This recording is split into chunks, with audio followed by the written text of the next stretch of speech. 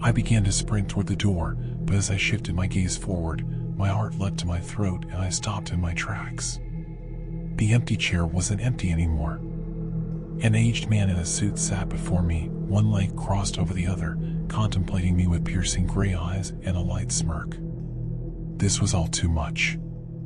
I fell to my knees and expelled the contents of my stomach onto the carpet.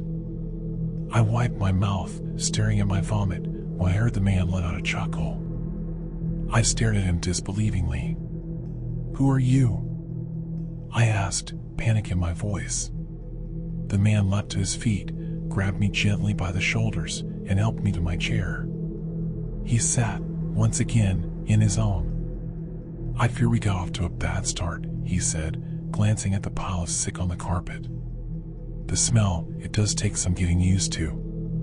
"Who are you?" I repeated. "Tonight, you will know hardship like you've never before known," he said. "I come as a friend, offering you refuge from it, and from all other storms which lie ahead." I wanted nothing more than to leave at that moment, but I remained seated. I asked him what he was talking about. "Your mother is dead, my boy. By her own hand, in her kitchen." "The scene is gruesome, I must admit," he said in sorrowful tones, but was there a playful glint in his eye? "Surely you wish to avoid this path. I can show you a safer one." My blood ran cold at the horrors this man spoke of, but I did not believe him. "What do you want with me?" I demanded, trying to sound braver than I felt. He laughed, an old, raspy yelp that seemed to shake him to his bones. "Nothing but your friendship, dear boy," he said. Then, sensing I found his answer inadequate, he expounded. "I want you to come on a journey with me. My work is noble and you will make a fine apprentice. And maybe, when I'm done," he sighed tiredly, running his bony fingers through his thin white hair, "maybe then, my work can be yours." I stood up, shuffling toward the door but never breaking his gaze. "You're crazy," I told him. "My mom isn't dead." "She's not." "See for yourself, if you must," he said, gesturing toward the door.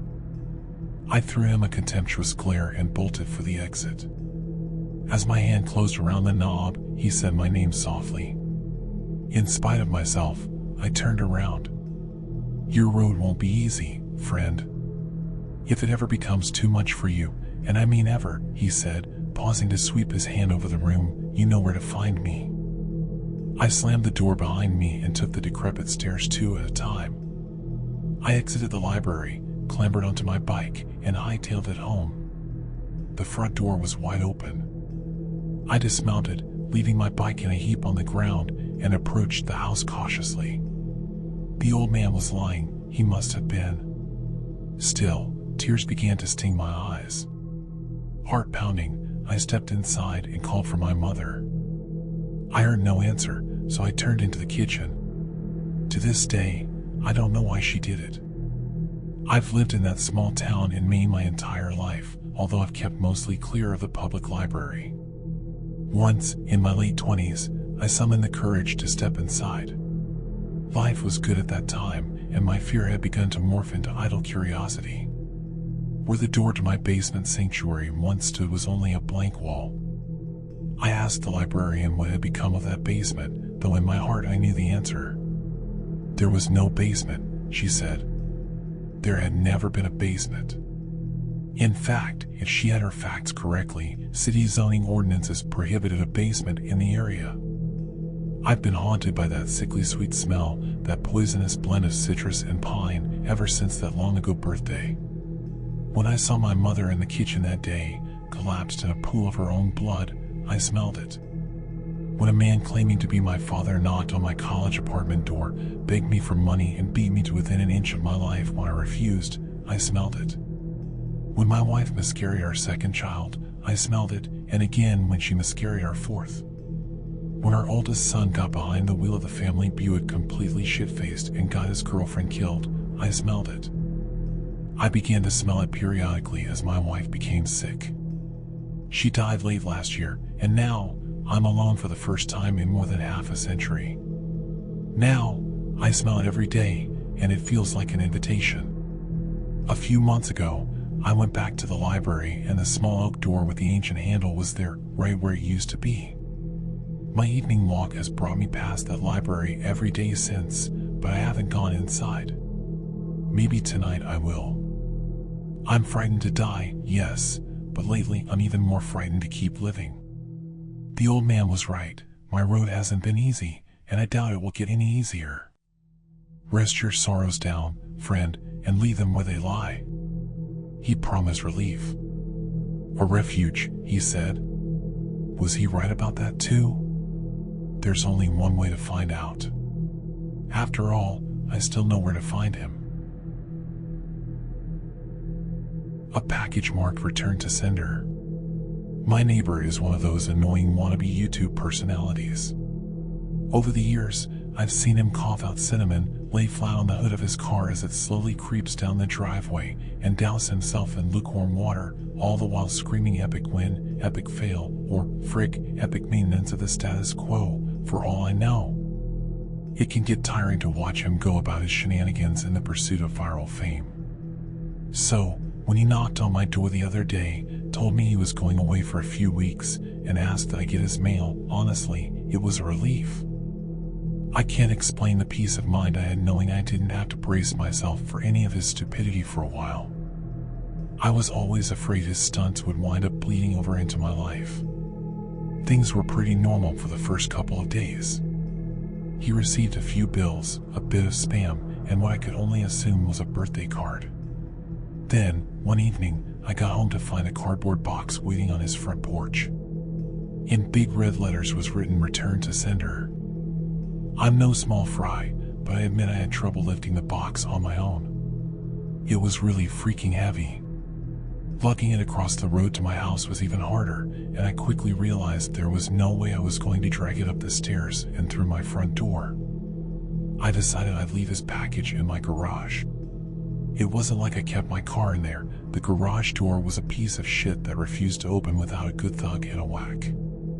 It was less trouble just leaving the car in the driveway than it was to fight with the garage door every morning and night. In hindsight, I should have set the package down while I struggled to open the tricky door, but you know how it is when you've got a good grip on something, no point in setting it down if you don't have to. It was as I kicked the door for a third time that I lost my grip on the package and it fell to the ground. I heard a light crack inside. Shit, I cursed. I hoped I hadn't broken anything important, but figured I just wouldn't tell my neighbor about it and let him assume the break happened en route. Hands free, I finally managed to get the garage door unstuck, and boy did it screech in protest as it rolled up and over me. I dragged the box the rest of the way, setting it in the corner for whenever my neighbor would come back to claim it. And then, I forgot all about it. Until a few days passed, that is. I'm not sure exactly how long it took for the smell to waft in from the crack under the garage house door, but it came in slow progression. It was a sickly sweet odor similar to a skunk, and for the first few days after I smelled it, I genuinely assumed that's exactly what it was, roadkill that had left its mark on my house. It was only when I realized the scent was growing more intense instead of fading that I went looking for a source. That's when I opened the garage door, and that's when the odor knocked me back, holding my nose. The culprit wasn't hard to identify. The only change in my garage was the box in the corner. I remember thinking it must have been one of those meat of the month subscription boxes. The meat must have gone rancid from being left out of the fridge for so long. How much meat could have been in there for the box to have been so large and heavy? An entire freaking cow? I covered my nose as I approached the box, a pair of scissors in my hands. I probably wouldn't have needed them to open it, as it had become soggy enough at the bottom to poke through with a finger, but I wasn't about to poke my finger into spoiled meat juices. That soggy bottom was the reason I had to open the box in the first place. If I tried to drag it out whole, everything would spill onto the floor. I was going to have to dump the pieces of meat one garbage bag at a time and take them down to the dumpster, a process I wasn't looking forward to. My scissors tore through the tape along the top of the cardboard box. I thought the smell couldn't get any worse, but as I flipped the flaps open, I discovered a whole new gamut of stink. It was like opening a burning oven, but instead of a heat wave, I was met with waves of piss, sweat, shit, and putrefaction. It was so bad that I staggered back and had to force down the puke begging to guzzle out of me. I don't think I could have handled that scent mingling with the horrors coming out of the box. I'm not ashamed to admit I ran out the door for a breath of fresh air, but in the short time I'd spent in the garage, the smell had become so ingrained in the fabric of my clothes that it clung to me like a shadow. Nothing I tried could keep the smell out of my nostrils. Not air fresheners, not a face mask, not 3 showers and a change of clothes. Every second that box lay open in my garage was another second the smell was allowed a foothold into my home. I had to bite the bullet. I returned to the garage, the flaps of the box still open as though inviting me to look. I was prepared, a clothespin pinning my nostrils shut, a garbage bag in one hand, the strongest cleaner I could find in the other, and long rubber gloves to keep my skin from having to touch what was inside. But, as it turns out, I needed none of those things. I wouldn't have to touch or clean the contents of that box. I would only have to suffer the nightmares every night. You see, there was meat in that box, but it didn't come from a cow or a pig. No, it was worse than that. It was my neighbor. Dead. Still in one piece, but dead. I called the cops, and naturally, they took me in for interrogation. It's kind of hard not to suspect the man with a corpse in his garage, after all. Thankfully, they soon realized I wasn't involved. My DNA might have been all over that box, the smell might have left a mark throughout my house, but there was one piece of irrefutable evidence in my neighbor's own hands that proved my innocence, a vlogging camera. They showed me the footage only once. I'm not sure if they were allowed to, or if they felt so bad for me they figured it couldn't hurt. Either way, I saw it. My neighbor was sitting in the box outside of a shipping facility, laughing as he told the world how he was going to mail himself across state lines. He'd brought pee bottles, food, a pillow, and a few flashlights. His friend, a guy I'd seen at his place several times to help with his stunts, closed the lid and presumably dropped him off for shipment. Throughout the next couple of hours, or days, I'm honestly not sure, my neighbor recorded a few short clips about his progress. I think I'm in a truck now. I can feel it moving. Must be in a warehouse. Pretty warm here. Still got plenty of food, that kind of stuff. And then, on the last entry, the box toppled over. He broke his neck, and that was it. The camera recorded until either the memory card got too full or the battery died. There's one thing I didn't tell the police after they showed me the video. One thing I heard in the footage that will haunt me to the day I die. Just after the tumble that broke his neck, I heard the familiar screeching sound of my garage door. I had a disturbing conversation with my 7-year-old daughter. Dad, I saw a zombie. I was in the kitchen making tea when my little girl came rushing in. She ran through the back door so fast she almost tripped up the step. I poured boiling water from the kettle into a mug, hardly looking up. Oh yeah? Yeah, I did. Its face was all pale and messed up. It was gross, Dad. I put the kettle back and picked up the milk. Sighed inwardly. I really had to be more careful about what I watched on TV in the evening. Rosie has a habit of sneaking downstairs in the night, and last week she caught me watching The Walking Dead, of all things. She's had zombies on the brain ever since. I keep telling her they're not real, but it doesn't seem to make a difference. Sweetheart, what do we say about zombies? I scooped the tea bag out of the mug and dumped it in the bin. You know, if you keep talking about them, Daddy's going to get in trouble with Mommy again. Yeah, but I saw one. I know, darling, but I already checked the back garden twice yesterday, and I can promise you it's a zombie-free zone. No, not in the back garden. I didn't see it in the back garden. I had the mug half raised to my lips, but now I put it down again. I turned to look at Rosie. Her hair was windswept and her little cheeks were red, as if she'd been running. Sweetheart. I put on my best stern, Dad's not happy voice. I'm going to ask you a question, and I want you to be honest with me. Have you been playing along the path out back again? I didn't really need to ask the question, because I already knew the answer. Rosie is allowed to play in the garden on her own, and sometimes, if she asks us permission first, we let her ride her bike along the path at the back of our house. The one that runs past all the neighbors' back gardens. But that's all we allow her to do.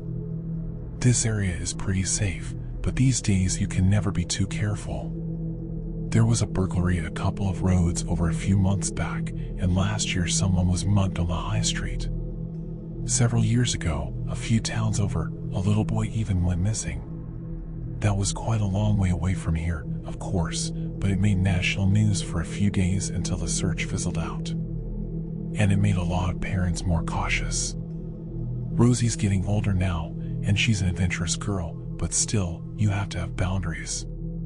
And on a few occasions lately, Rosie's been crossing those boundaries. Riding her bike further than she should. Not coming in straight away when we call her.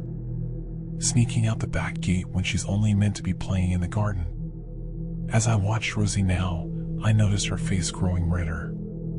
She looked away from me, down at the kitchen floor, and scuffed her feet. "Dad, I only went a little way down," she said. "I promise." I was chatting to Mr. Henderson because I saw him in his back garden. I said hello and made him jump. I sighed. So there it was, Mr. Henderson was Rosie's zombie. Yesterday it was the postman, and the day before that it was a different neighbor. I took a sip of tea and shook my head. Mr. Henderson was, in fairness, a better candidate than the others. The guy lives on his own, and he looks about 100 years old. Moles all over his face.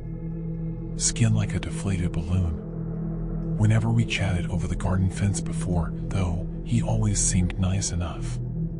Just a bit lonely. I couldn't have Rosie going round calling him a zombie. Listen to me, sweetheart.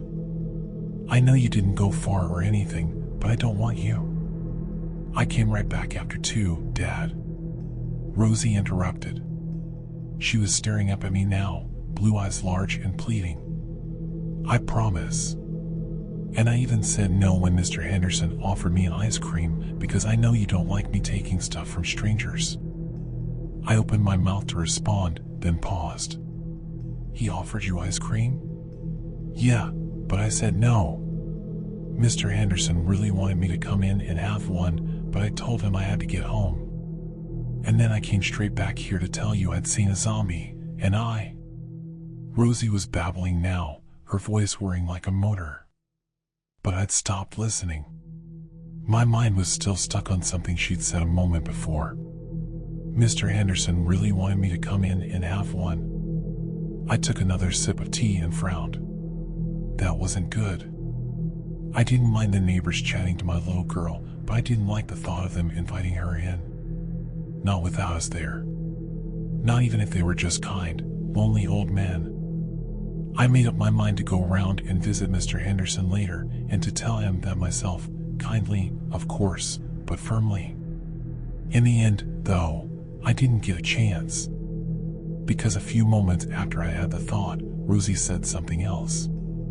Something that pushed everything else from my mind and ended any idea I might have had about going over to Mr. Henderson's house. She said something that made me feel cold. Daddy, please don't stop me playing in the garden. I promise I won't sneak out again. I don't want the zombie to get me. Rosie, I'm not going to stop you playing in the garden. But you have to make me a couple of promises, too. First, promise me you'll stop going around calling people zombies. Mr. Henderson might be old, but he's not one of the living dead. Rosie frowned. I didn't. What do you mean? You didn't? You just ran in here a moment ago calling him one. No, I didn't. Mr. Henderson's not a zombie. I saw the zombie in his house, but it wasn't him. I frowned. I had the mug raised to my lips to take another sip of tea, but now I put it down again. What do you mean, sweetheart? You saw someone else in his house? Yeah, the zombie, Dad. I could see it pressed against his little basement window while I was talking to him. Cold fingers ran up my spine. What? Yeah, it was really scary. Its face was all bashed up and bloody, and its mouth was open, like it was screaming at me. But do you know what confused me most, Dad? I tried to keep my voice steady. What? Well, I didn't realize kids could be zombies, too. I thought it was only grown-ups. But I guess I must have been wrong, because the one in Mr. Henderson's basement looked just like a little boy.